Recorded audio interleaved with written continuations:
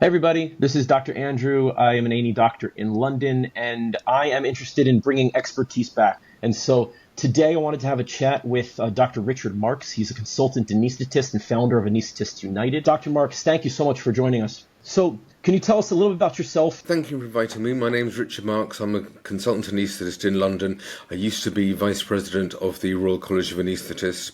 Tell us more about what physician associates and anesthesia associates do. I've known about anaesthesia associates and physician associates for a long time. They were introduced in 2003 by the government. At the time, they were called assistants, physician's assistants and physician's assistants in anaesthesia. And what was the purpose initially? So the purpose was they were supposed to be assistants for doctors. The idea was that it would improve workflow. And that if you had another pair of hands working with you, you could get more done. And then the role that they took changed, and they started behaving and doing the jobs that doctors were doing. And they were acting autonomously and they were acting without supervision.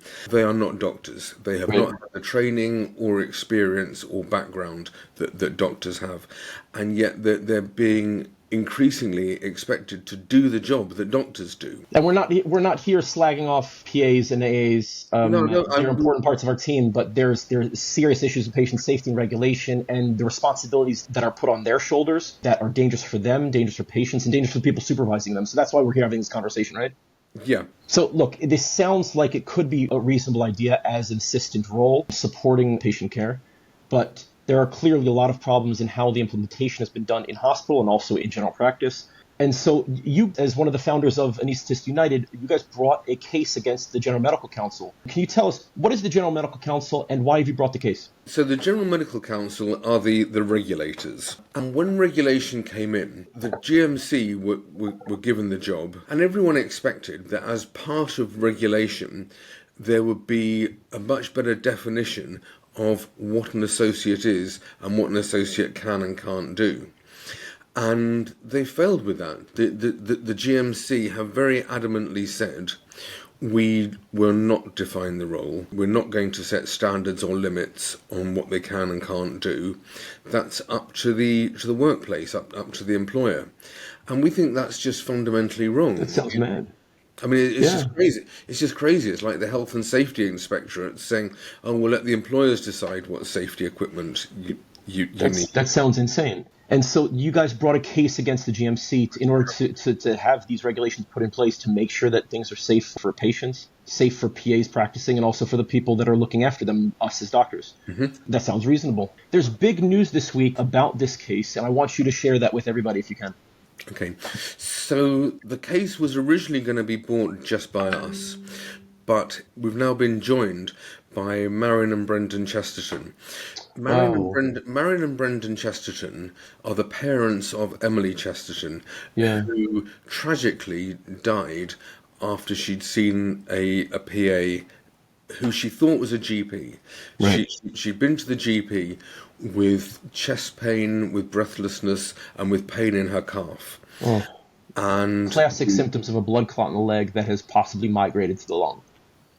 And the PA diagnosed anxiety. Oh.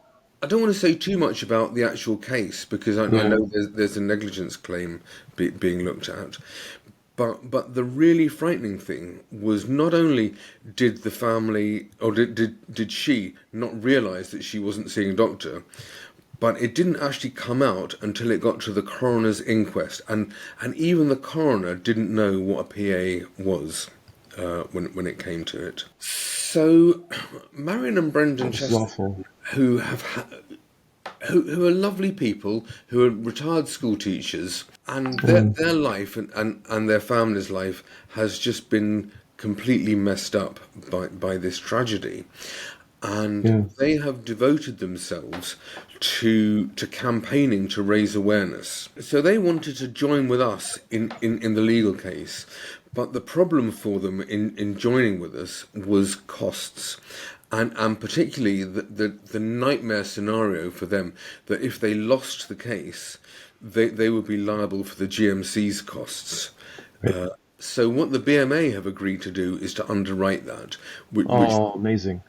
which means they can go along with it. So they are now co-claimants on the They're now case. co-claimants. And the British Medical Association, our union, is now financially backing them to ensure that they're able to come along without the risk of financial penalty to themselves. Yeah, correct. And That's wonderful. Thank you, BMA. Good, very good decision. Thank you. I think people outside might not realise what an unprecedented and enormous step that is for the BMA to take, and how grateful we are for their generosity.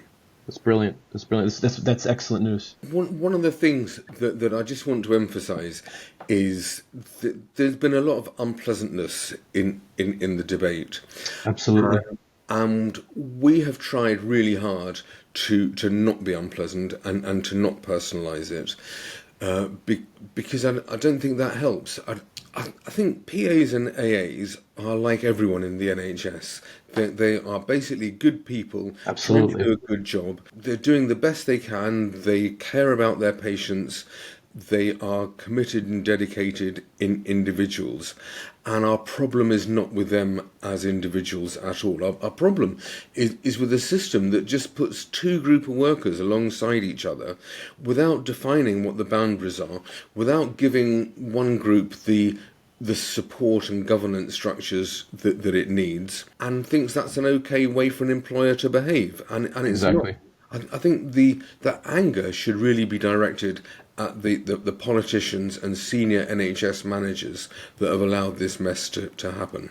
I agree completely. Thank you so much for saying that. To close this up, I just wanted to ask you, what can people do to help the case? What can we all do to help amplify your voice as an expert?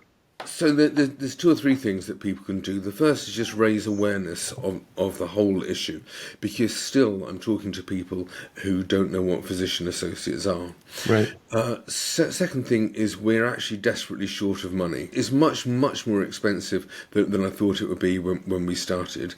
Yeah. We're looking for donations, both individual donations and institutional donations. The link's below. You can visit, but we really encourage you to donate what you can to this campaign, individuals and organizations, because this is a massive patient safety issue that needs proper regulation. It's really important to put pressure on the government to just do their job, to regulate this space, to make sure that patients are safe, that PAs are practicing safely, that the people supervising them have the support that they need for them to practice safely. That's all we want. We want an improved NHS, and this will hopefully lead to significant change.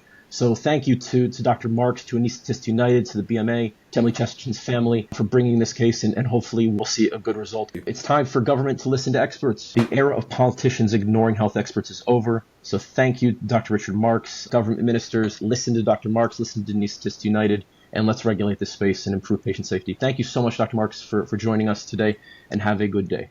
Thank you, Andrew. Thanks.